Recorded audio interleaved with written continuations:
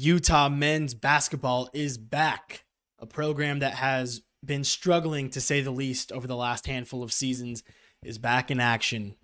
The Runnin Utes are looking good. They're making plays, putting up big points, and winning big games. What's been going on lately? Why are we doing so well? What's so exciting about this program? And why am I talking about this program with y'all here today? All great questions, all exciting things to say the least. Coming at you right after that really exciting home victory over the Oregon Ducks, who of course are the second place team in the Pac-12. Really great win at home. We continue our home win streak at 11-0. So that's really positive. That's really great to see those guys playing well on their home court.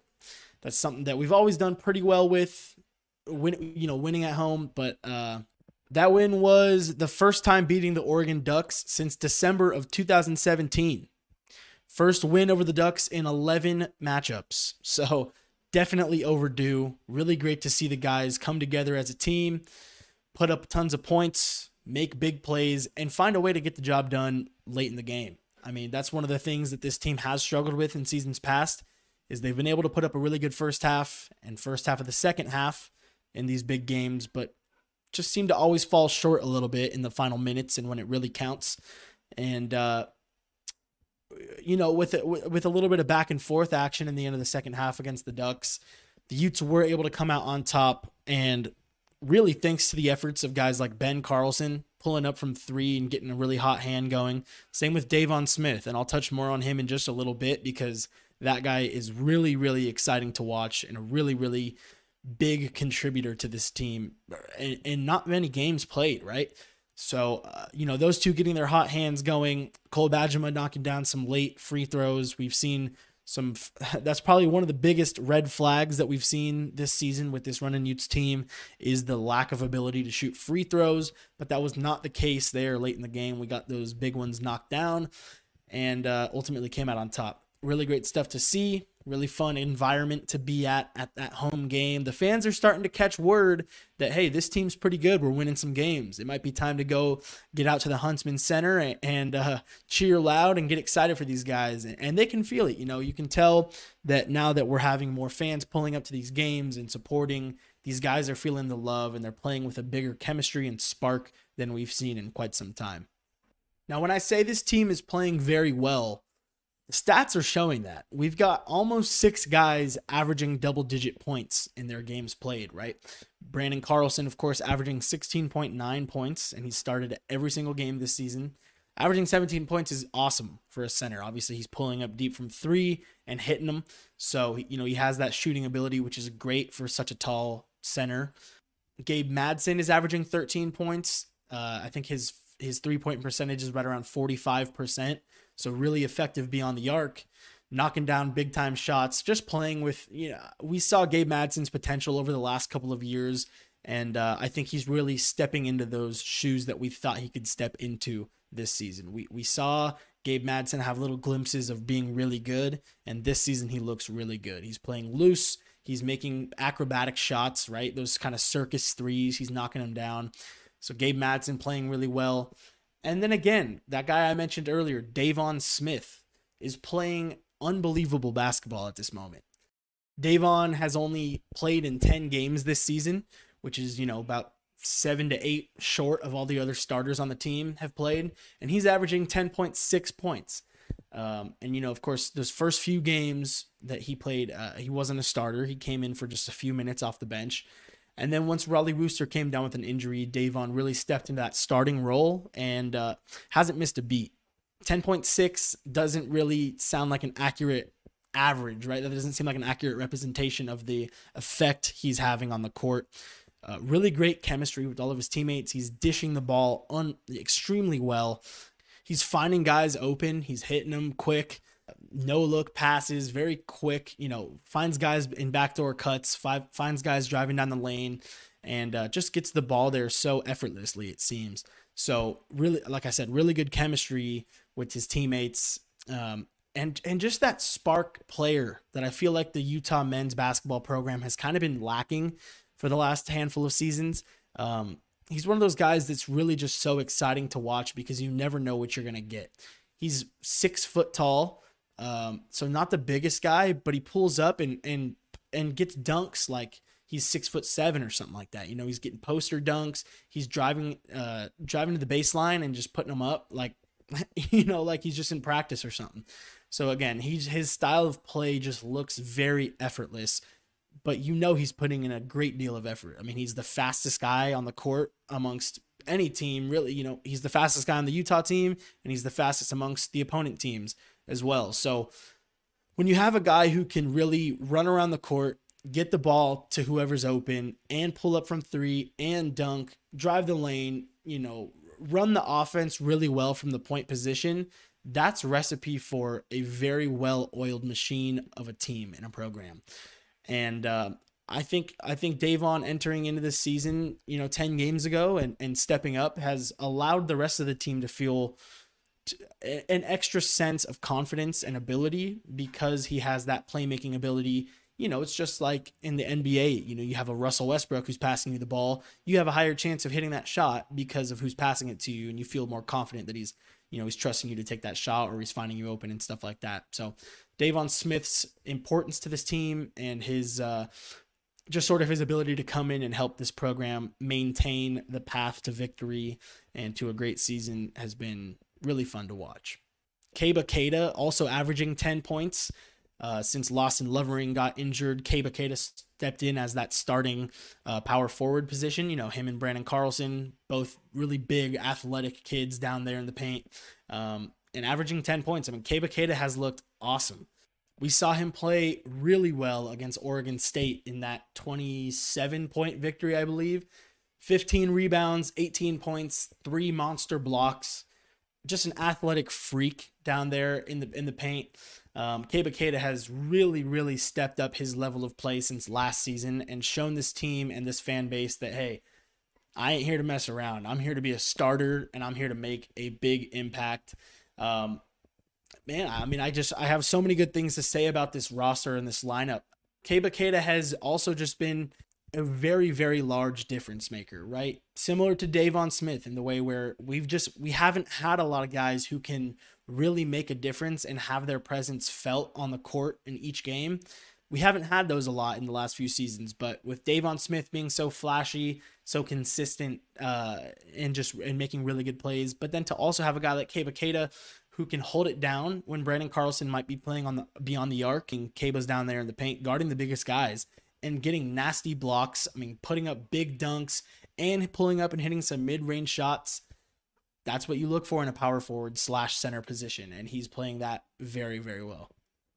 Raleigh Wooster's absence hasn't been the greatest thing. It sucks to see him injured and not being able to play because Raleigh is such a great, just a court general, right? He can run the ball down the court and run the offense almost just as well as Deivon Smith, I would say. I would say those two are very equal in their ability to run the offense and get the ball to the guys who need the ball in their hands. Deivon might be a little flashier, but Raleigh just a very technical player, so definitely hurts to not have the depth in Raleigh Wooster on the court or healthy to play. But he still has, he's still averaging 9.9. So that's when I said we almost have 6 players in double digits. He's that sort of 5 out of the 6. He's averaging 9.9 points per game. So again, really good at running the ball at the point position. Not the biggest scorer, but still almost averaging double-digit points. That's really impactful. Hope to get him back soon so we can close out the Pac-12 season with 2 healthy point guards. And finally, Cole Bajema. A shooting guard, is something that the Utes haven't really had either. We haven't had a guy who can just pull up, spot up, take those big threes, knock them down. Besides Gabe Madsen, Gabe was really the first guy we'd had in a while who could pull up from 3, and you were pretty confident that it was going to fall. But it's nice to have Cole Bajema on the court as well. Similar play style to Gabe, where he can pull up from 3, hit them, drive to the baseline, put up layups, put up some dunks, and pass the ball really well. So Cole Bajema averaging 9.5 points per game. So, with those 6 guys all scoring big points, it's recipe for success. And I think this Utah men's basketball team looks very good right now. We're 4th in the Pac-12, but my predictions that I'll be listing off later, I think are going to be pretty ambitious.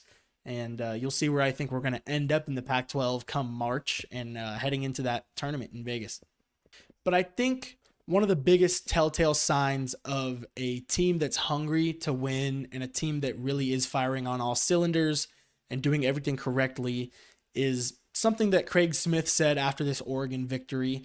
And that was that every one of the players on the team was down, at 9 a.m. or whenever that team meal was early in the morning at the hotel, and they were ready to go. There wasn't a single guy wiping sleep off their face, as Craig Smith said.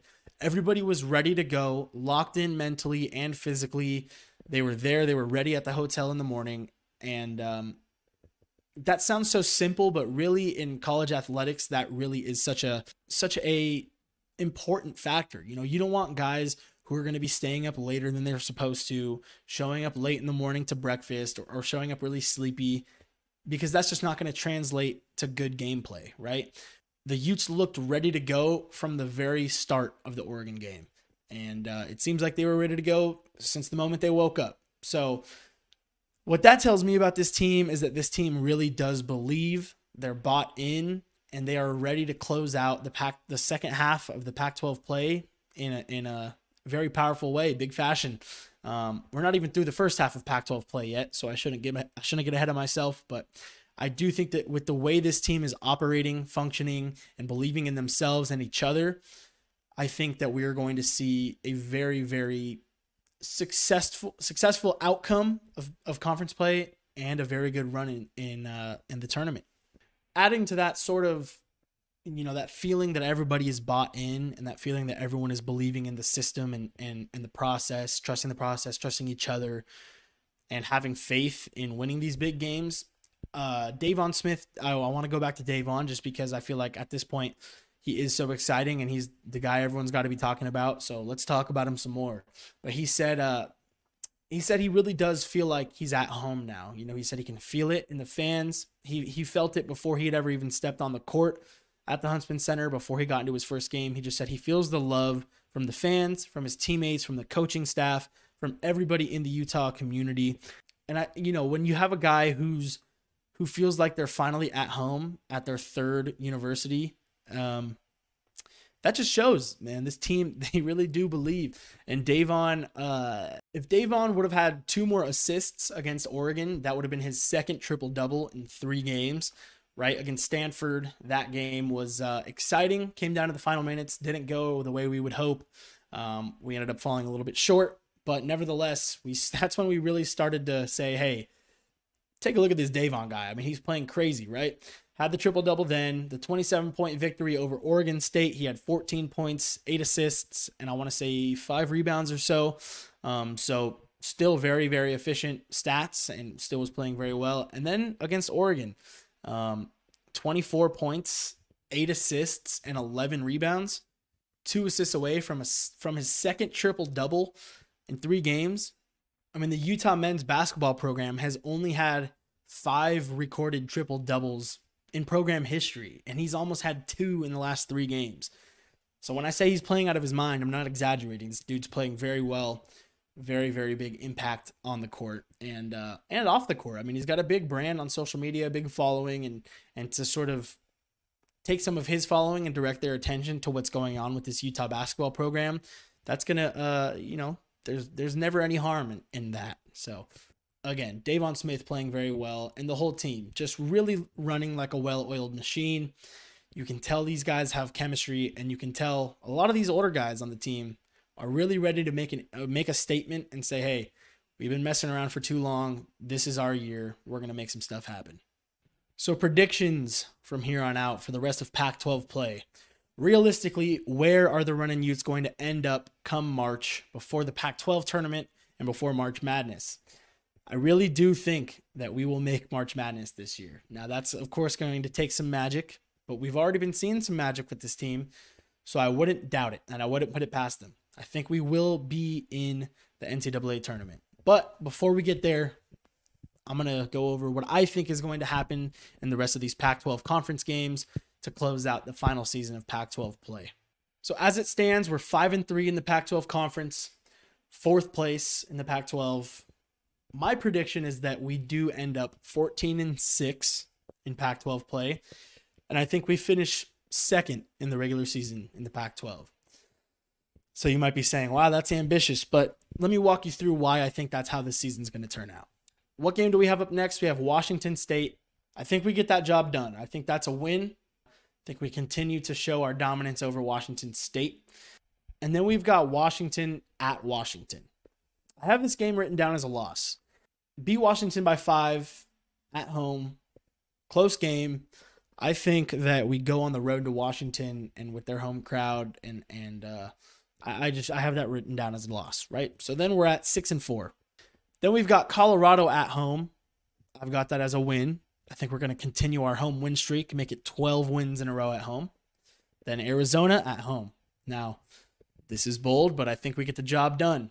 We saw UCLA, who's been really, really struggling as a program this year, almost get that win over Arizona when they played them at home. So I think the Utes beat Arizona and the Wildcats at home. Then we've got ASU at home. I got that down as a dub as well. So 14-game win streak in a row at home is what I have down at that point in the season.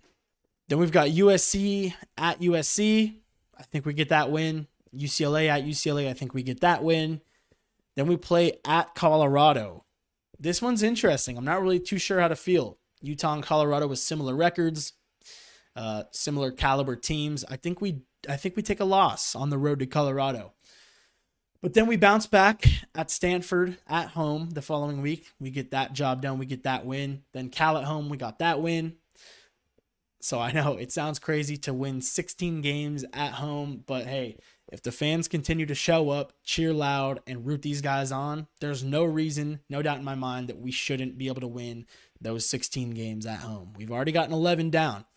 5 more wins at home, very doable. Then to close out Pac-12 play, we've got Oregon State at Oregon State. I've got that down as a win.